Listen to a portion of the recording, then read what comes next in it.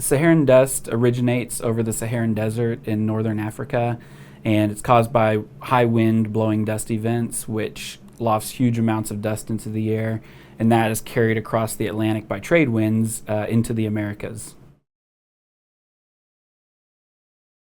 The Saharan dust actually is transported across the Atlantic year-round, but only in the summer do the trade winds push it far enough north to where it reaches the United States and Texas. Saharan dust and hurricanes typically do not occur at the same time in the same place. The biggest reason for that is that Saharan dust coming from a desert is a very dry air mass. And so what it does, hurricanes need lots of moisture to develop, and with such a dry layer of the atmosphere, it suppresses hurricane formation most of the time. It can be helpful for keeping the tropics from developing large tropical systems, for sure.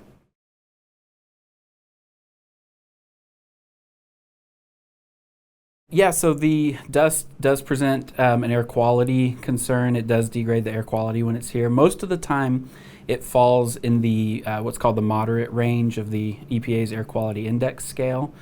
And in that case, most healthy individuals will not be impacted, but there might be some who are a bit more sensitive that could experience some respiratory effects at the moderate level.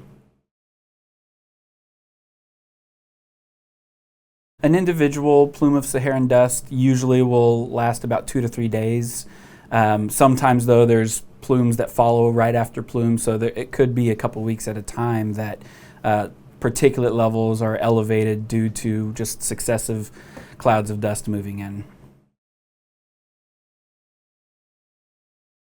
The TCEQ, we do a daily air quality forecast where we're tracking the dust along with many other potential pollutants, and we'll post that on our website every day, so you can look up a forecast for TCEQ and also sign up to receive emails daily for that.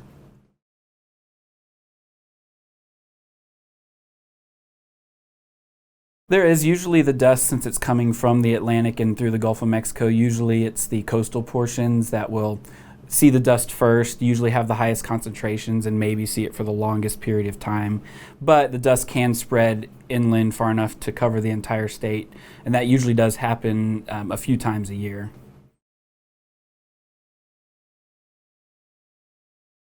Well, again, the moderate, usually the air quality is moderate with dust, but occasionally there are AQIs that reach level orange, and even sometimes we had one last year in 2020 that reached level red. And with each increase in category, more people start to be potentially affected.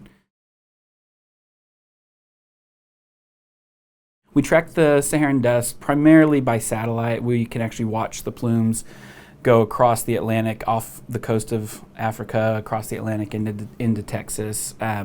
We also have several sources, some satellite-derived modeling data that we use to track the dust and kind of know where it's going in general and when it's likely to affect Texas.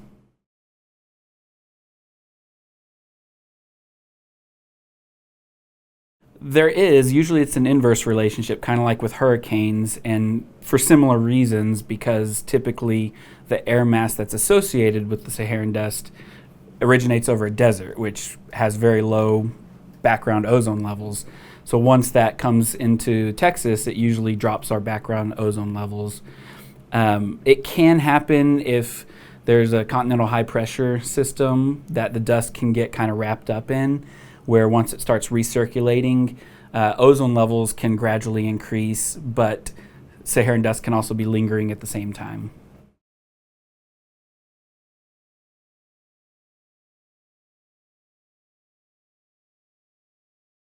Yeah, aside from the respiratory effects we already talked about, there can be some allergic or some allergy symptoms that people experience, like itchy eyes, sneezing, and sniffles.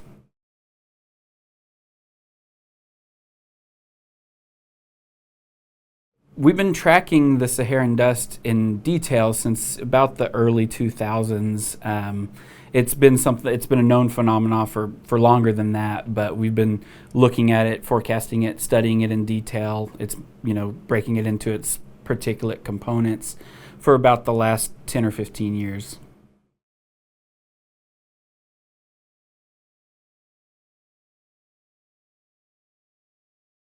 Since Saharan dust originates over a desert, it's a very dry air mass. And what that does, hurricanes need warm, humid air to develop. So the nature of the air that's associated with the Saharan dust typically keeps the tropical systems from being able to develop.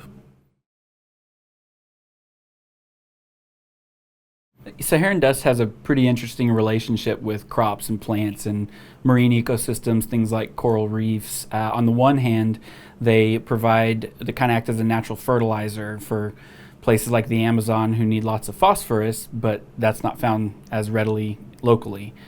But on the other hand, it can have excessive amounts of other components and other compounds that could interfere with the healthy growth and could harm crops.